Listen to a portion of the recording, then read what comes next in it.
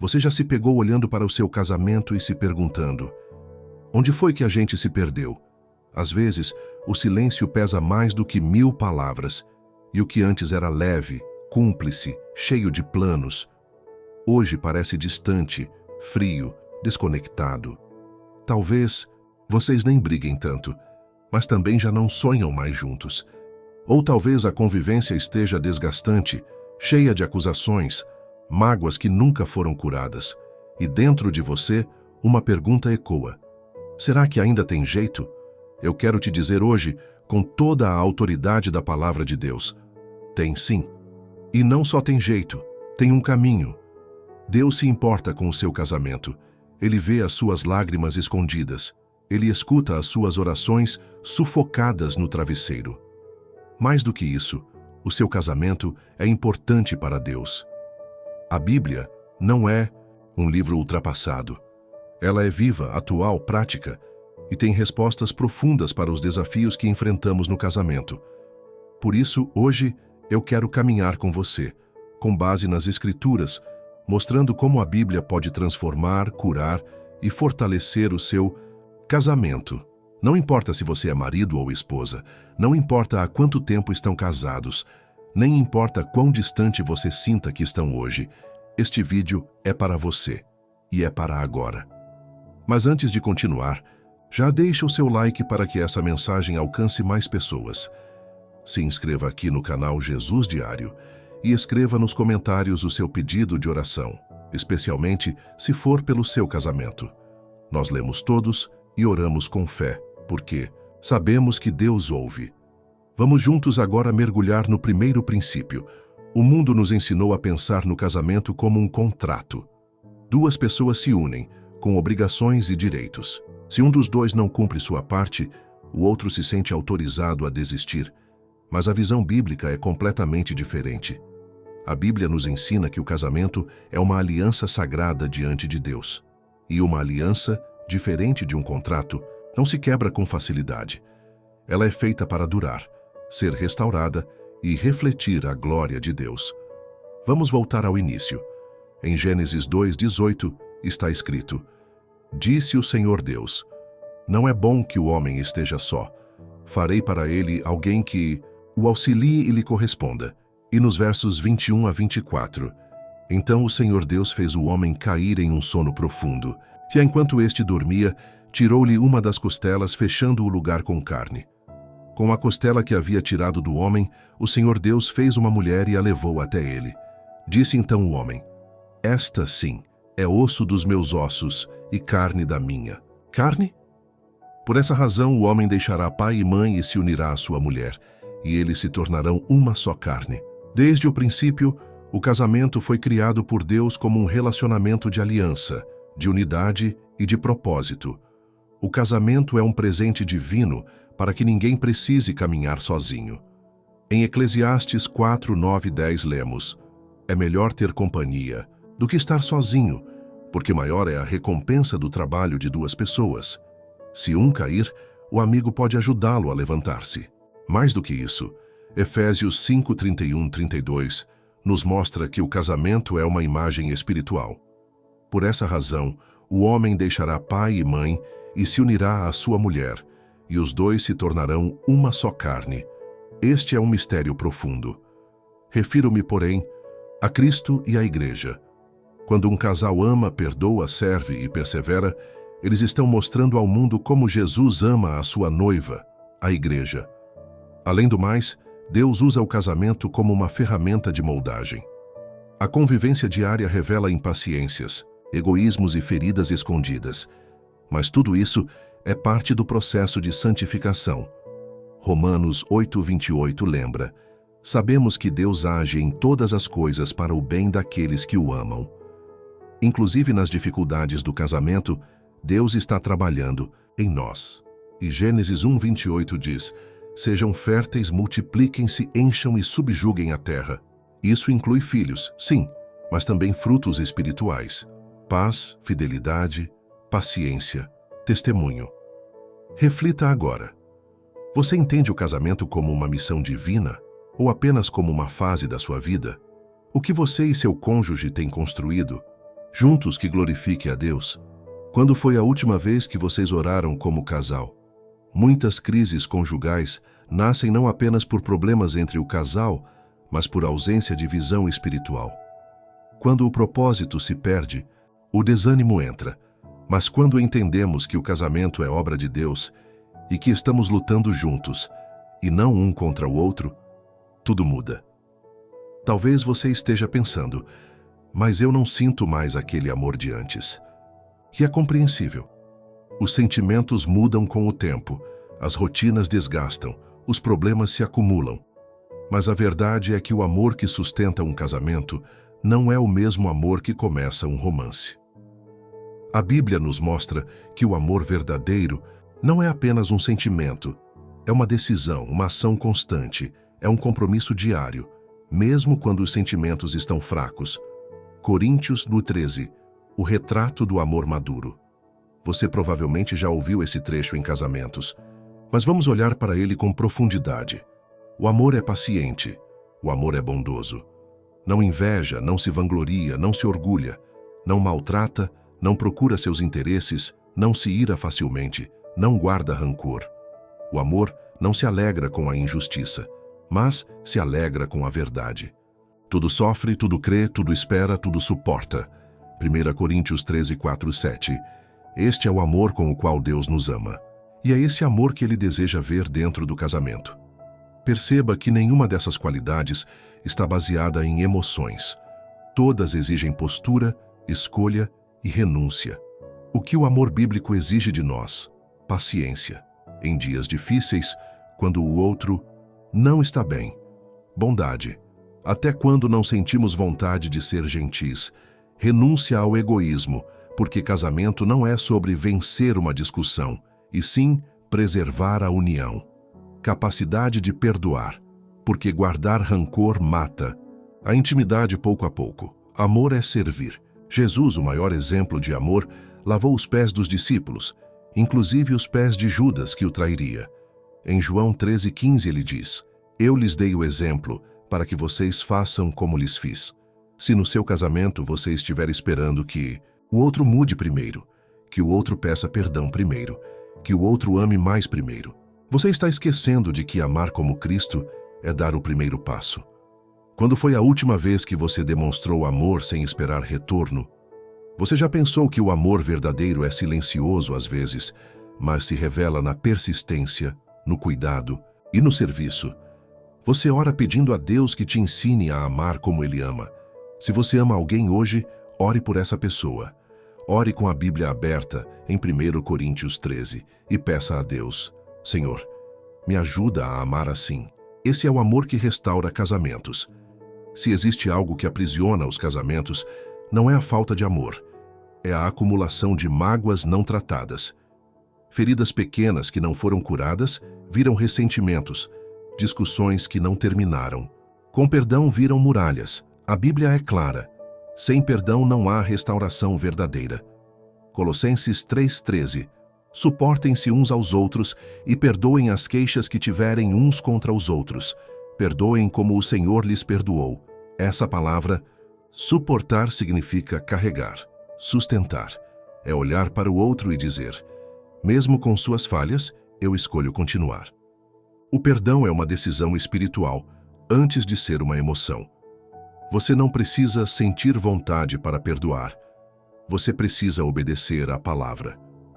Efésios 4,32 nos lembra: sejam bondosos e compassivos uns para com os outros, perdoando-se mutuamente, assim como Deus os perdoou em Cristo. Pense nisso. Quantas vezes Deus já te perdoou? E quantas vezes você tem negado esse mesmo perdão ao seu cônjuge? Perdoar não é esquecer, é escolher não manter o outro preso à dívida. Soltar as correntes, inclusive as que prendem o seu próprio coração. Existe algo que você ainda guarda contra o seu cônjuge? Já pensou em escrever uma carta de perdão, ainda que não entregue, apenas para liberar a dor diante de Deus? Peça ao Senhor coragem para perdoar. E, se for o seu caso, coragem para pedir perdão também. Casamentos não morrem por causa de falhas. Morrem por falta de arrependimento e reconciliação. E muitas vezes o problema no casamento não é o que é dito, mas como é dito. Ou talvez o problema esteja em algo ainda mais simples e mais profundo. Ninguém está ouvindo de verdade. E isso é um grande problema, pois a comunicação é a ponte que liga dois corações. E quando essa ponte está quebrada, por gritos, silêncio ou indiferença, a distância entre os dois aumenta. Mas a palavra de Deus tem orientações claras sobre como devemos falar e ouvir. Tiago 1:19. Meus amados irmãos, tenham isto em mente. Sejam todos prontos para ouvir, tardios para falar e tardios para se irar. Esse versículo é tão simples e ao mesmo tempo tão difícil de praticar. Quantas vezes falamos antes de ouvir? Quantas vezes reagimos com raiva antes de entender? No casamento, a comunicação saudável precisa começar com escuta genuína, ouvir com o coração, sem interromper, sem julgar, sem preparar uma resposta enquanto o outro ainda fala. Provérbios 15:1. A resposta branda desvia o furor, mas a palavra dura suscita a ira. Quantas brigas poderiam ser evitadas com uma palavra mansa? Quantos momentos poderiam ser curados se em vez de gritar você dissesse: eu não quero brigar, quero entender. Se você tem dificuldade nisso, não se preocupe. Há 3 atitudes bíblicas para melhorar a comunicação. Pedir sabedoria a Deus para falar com amor. Provérbios 16:24 diz: as palavras agradáveis são como favo de mel, doces para a alma e medicina para o corpo. Suas palavras têm sido cura ou veneno? Reflita por o 2. Controlar a língua nos momentos de ira. Provérbios 17:27. Quem tem conhecimento é comedido no falar, e quem tem entendimento é de espírito sereno. Às vezes, o silêncio é mais sábio do que o desabafo impensado. 3. Expressar o que sente sem acusar. Em vez de você nunca me escuta, diga: eu me sinto sozinho quando não sou ouvido. A comunicação madura evita apontar o dedo, prefere estender a mão. Então, que tal propor um momento semanal de conversa sincera com seu cônjuge? Sem celulares, sem pressa, só os dois, para ouvir, falar e orar juntos. Comece praticando Tiago 1:19 ainda hoje. Antes de responder, respire. Ouça. Ore em silêncio. Muitos casamentos não precisam de 1000 conselhos. Precisam de ouvidos atentos e palavras guiadas pelo Espírito. E agora, vamos para um dos temas mais poderosos no casamento: a oração a 2 e a vida espiritual juntos. Existe uma força sobrenatural liberada quando 2 corações oram juntos. E o casamento foi criado para ser um espaço de fé viva. Mas a verdade é que em muitos casais a vida espiritual é solitária. Cada um ora sozinho, ou pior, ninguém mais ora. A Bíblia fica fechada e Deus é falado só nos cultos de domingo. Isso precisa mudar. Mateus 18:19-20 mostra: também lhes digo que, se 2 de vocês concordarem na terra em qualquer assunto sobre o qual pedirem, isso lhes será feito por meu Pai que está nos céus. Pois onde se reunirem 2 ou 3 em meu nome, ali eu estou, no meio deles. Você entende o que Jesus está dizendo aqui? Quando um casal se une em oração, o céu se move. Orar juntos aumenta a intimidade espiritual e emocional, alinha os sonhos, medos e decisões do casal e abre espaço para o Espírito Santo agir no relacionamento. Eclesiastes 4:12 diz: um cordão de 3 dobras não se rompe com facilidade. Você e seu cônjuge são 2 dobras, mas a terceira dobra, que fortalece tudo, é Deus. Sem Ele, no centro, qualquer relacionamento enfraquece. Como começar a orar juntos na prática? 1. Seja você o primeiro a propor. Não espere o outro tomar a iniciativa, diga: vamos orar rapidinho antes de dormir? Comece com orações simples, pode ser uma oração de 1 minuto. O importante é o coração e intenção sincera de encontrar a Deus. Leiam a Bíblia juntos. Você pode começar lendo apenas um versículo no início e ir aumentando com o tempo. A palavra de Deus tem poder de cura e direção. Façam um propósito juntos.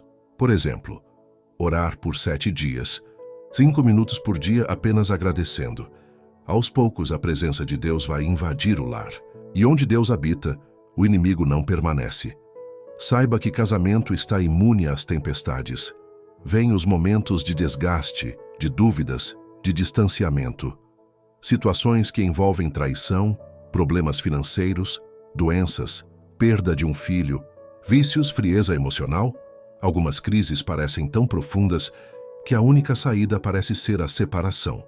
Mas a palavra de Deus nos lembra: o Senhor é especialista em ressuscitar o que morreu. Crises não são o fim, são convites para recomeços. No livro de Ezequiel, capítulo 37, Deus leva o profeta a um vale de ossos secos e pergunta: Filho do homem, poderão estes ossos tornar a viver? Êxodo 37:3. Ezequiel responde: Senhor Deus, tu o sabes. Talvez hoje você esteja olhando para o seu casamento e vendo apenas ossos secos, sem diálogo, sem afeto, sem respeito. Mas Deus olha para esse vale e diz: Eu posso fazer reviver. O mesmo Deus que restaurou Jerusalém, que deu filhos a mulheres estéreis, que transformou pescadores em apóstolos, é o Deus que pode restaurar o seu casamento. Existem 4 atitudes para lidar com crises, profundas à luz da Bíblia. Reconheça a crise com humildade.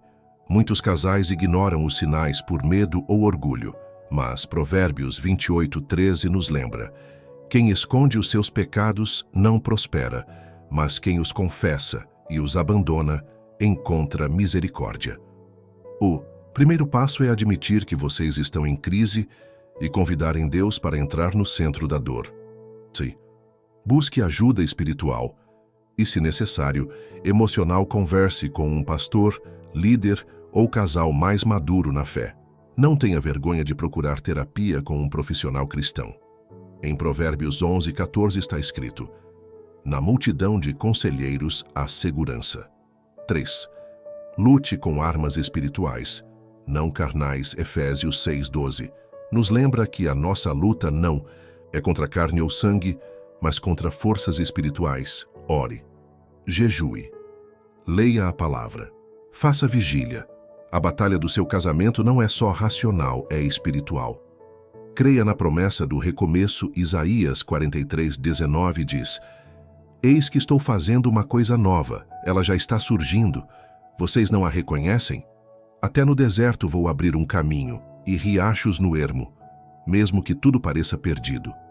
O Deus que faz caminhos no deserto também pode fazer florescer o amor de novo, tenha certeza disso. Por último, se você chegou até aqui, é porque o seu coração ainda deseja lutar. Você ainda acredita que vale a pena tentar. E isso, meu irmão, minha irmã, é o começo de tudo. Talvez você esteja cansado, talvez esteja ferido, mas hoje, através da palavra, não desista. Deus está com você. Não importa o tamanho da crise, não importa quanto tempo o amor está adormecido. Com Deus, todo casamento pode florescer novamente. Seja você o instrumento de cura no seu lar. Comece amando Deus acima de todas as coisas e amando o seu cônjuge como Jesus nos ama, perdoando como Jesus, orando como Jesus, e você verá coisas boas acontecer. Agora, ore comigo. Senhor, eu coloco agora diante de Ti este casamento. Tu conheces cada dor, cada mágoa, cada distância e dificuldades desse casal. Sopra Teu Espírito sobre essa união. Senhor, restaura o que foi quebrado e destruído por conta de traumas. Renova o amor sincero e verdadeiro. Reacende o respeito. Restaura o diálogo. Ensina-nos a amar como o Senhor ama. Entra neste lar e transforma tudo o que precisa ser transformado. Em nome de Jesus. Amém. Se essa mensagem falou com você, curta este vídeo, porque isso ajuda outras pessoas a encontrarem essa palavra. Se inscreva no canal Jesus Diário para continuar recebendo mensagens de fé, esperança e transformação. E aqui vai um convite especial. Deixe nos comentários um pedido de oração pelo seu casamento. Nosso time ora por cada pedido com carinho e fé. E se você conhece alguém que está enfrentando lutas no relacionamento, compartilhe este vídeo com ela. Você pode ser o canal de restauração de um lar. E lembre-se, onde Jesus é o centro, nada está perdido. Deus abençoe você. Deus abençoe o seu casamento. E até o próximo vídeo aqui no Jesus Diário.